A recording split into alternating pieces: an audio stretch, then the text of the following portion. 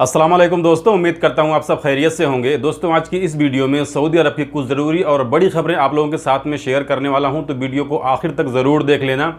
इस वीडियो में मैं कई न्यूज़ आप लोग को बताने वाला हूँ, जिसमें एक न्यूज़ वो घरेलू कामगारों के लिए है, यानी डोमेस्टिक वर्कर्स के लिए है।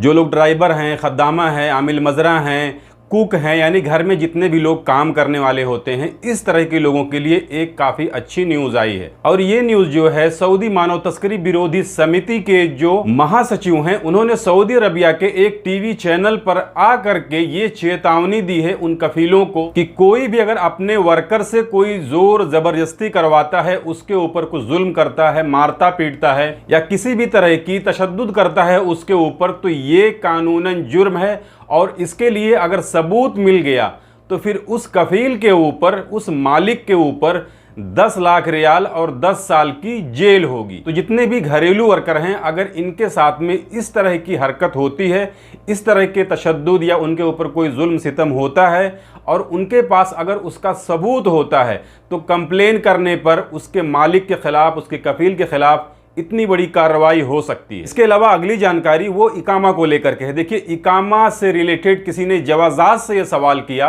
कि अगर उनके इकामे पर किसी भी तरह का कोई चालान है, तो क्या उनके इकामे पर जो महना है, जो प्रोफेशन है, वो चेंज हो सकता है या नहीं हो सकता है। तो देखिए, एक चीज़ आप लोग ये साफ साफ जान लो कि अगर आपके इकामे पर किसी भी तरह का कोई भी चालान है, कोई वायलेशन है जिसे आपने पे नहीं किया है, तो उनके लिए ज़रूरी है पहले उस बकाये को पे करें। इसके बाद में जितनी सर्विसेज हैं वो उनको दी जाएंगी। ना तो आपका इकामा रिन्यू होगा, ना आपका नकल कफाला होगा, ना आपका महना चेंज होगा, ना आपका खुरूज नहाई लगेगा, यानी कोई काम आपका होने वाला नहीं है जब तक आप अपना जो है चालान अदा नहीं कर देते। इसके अलावा अगली जानकारी वो जमजम पानी को लेकर के है। देखिए, जमजम का पानी को लेकर के बहुत सी कंफ्यूजन हो गई थी, तो इसी को लेकर के गाका के ट्विटर अकाउंट पे किसी ने ये सवाल किया था कि जमजम का पानी ले जा सकते हैं या नहीं ले जा सकते हैं। तो गाका ने जो जवाब दिया है वो ये दिया है कि कोई भी जब जमजम का पानी ले जाएगा तो जो भी उसका लगेज होगा, यानी किसी फ्लाइट में 25 किलो अलाउ होता है, किसी में 30 किलो होता है, किसी में 23 किलो होता है, तो इसी तरीके से जो है लगेज जो है अपने साथ में ले जाने के लिए अलाउ होता है।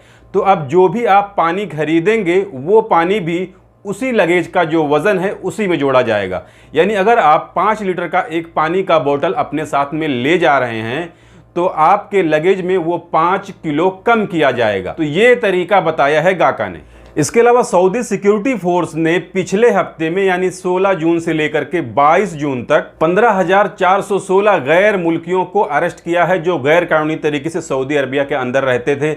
ये न्यूज़ तो हर हफ्ते आती रहती है, तो वही न्यूज़ ये भी है। इसका मतलब ये है कि सऊदी अरबिया के अंदर अभी तफ्तीश चेकिंग जो है वो काफ़ी तेज़ कर दी गई है, क्योंकि ये आंकड़ा अभी तक जो आ रहा था 2-3 हफ्ता पहले, वो 10-11 हज़ार तक आ रहा था, लेकिन अब 15 हज़ार के ऊपर आने लगा है। इसके अलावा अगली जानकारी, जवाज़ात से किसी ने एक और सवाल किया था जिसमें ये पूछा था कि जो विजिट वीज़ा पर लोग आते हैं तो उनका क्या अबशर अकाउंट बन सकता है या नहीं बन सकता है, क्योंकि जिसका अबशर अकाउंट होता है उसका कोई भी काम ऑनलाइन फटाफट हो जाता है, उसको कहीं यहाँ वहाँ दौड़ने की ज़रूरत नहीं होती है। तो यहाँ पर जितने भी लोग काम करते हैं उनका तो तकरीबन सबका अबशर अकाउंट ऑलरेडी है, लेकिन जो विजिट वीज़ा वाले आ रहे हैं उनके लिए भी ये सुविधा दी गई है कि कोई भी अगर विजिट वीज़े पे आता है तो वो भी अपना अबशर अकाउंट बना सकता है। इसमें 3 तरीका बताया गया है कि 3 तरीके से कोई भी अपना अबशर अकाउंट बना सकता है।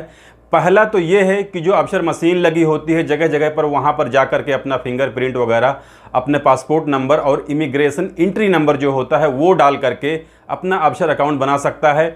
दूसरा जो है वो अबशर के पोर्टल पर, यानी ऑनलाइन कंप्यूटर वगैरह पर जा करके वहाँ से लॉगिन हो करके वहाँ से बना सकता है। और तीसरा बैंक अकाउंट के ज़रिए बना सकता है। तो अगर कोई अबशर मशीन पे जा करके अपना फिंगरप्रिंट और रेटिना स्कैन, यानी जो आँख की स्कैनिंग होती है, उसको दे करके बनाता है तो ठीक है, वहाँ से तो आपका काम हो जाएगा। लेकिन अगर आप बैंक के थ्रू बनाते हैं या जवाज़ात के पोर्टल पर जाकर के लॉगिन होकर वहाँ से अगर आप अपना अबशर अकाउंट बनाते हैं, तो फिर आपको अबशर अकाउंट मशीन पे जा करके वहाँ से अपना फिंगरप्रिंट वगैरह दे करके, आंखों की स्कैनिंग वगैरह दे करके आपको अपने अबशर अकाउंट को अपडेट करना पड़ेगा। इसके अलावा अगली जानकारी वो चैम्बर ऑफ कॉमर्स की तरफ से आई है। देखिए, चैम्बर की तरफ से कहा गया है कि कोई भी सऊदी शहरी या सऊदी का रहने वाला किसी दूसरे मुल्क के इन्फ्लुएंसर से या किसी सेलिब्रिटी से अपने प्रोडक्ट का या अपनी किसी सर्विस का एडवर्टाइज नहीं करा सकता है। जो भी एडवर्टाइज करेगा उस सामान का, उस सर्विस का, उसके पास सऊदी का लाइसेंस होना जरूरी है। तो इसके बारे में पहले भी बताया गया है, क्योंकि इस तरह का एक दो केस आ गया था कि यहाँ के लोगों ने किसी दूसरे मुल्क के सेलिब्रिटी से,